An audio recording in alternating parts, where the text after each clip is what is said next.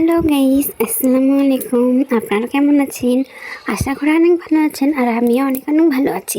তো আমি দুপুরে বেকার বসেছিলাম, তো ভাবলাম কিছু খাওয়া যাক। ভাত খেতে ইচ্ছা করছিল না, তাই ভাবলাম ম্যাগি করে খাওয়া যাক। তো আমি রান্নাঘরে চলে এসেছি ম্যাগি করার জন্যে।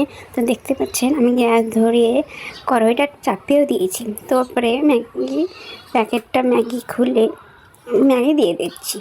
তো আমি রান্না করতে করতে আমি একটা কথা শেয়ার করতে চাই।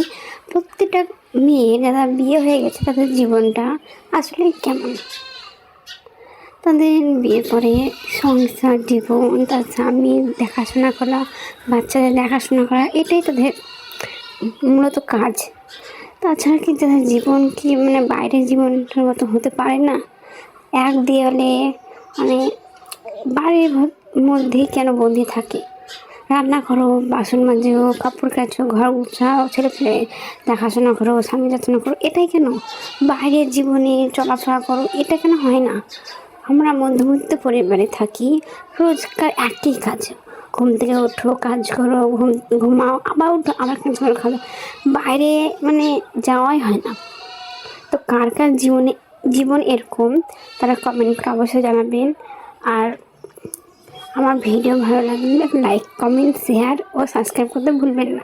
তো আমার ম্যাগি বানানো হয়ে গেছে, এবার আমি ম্যাগিটা খেয়ে নেব। Bye bye.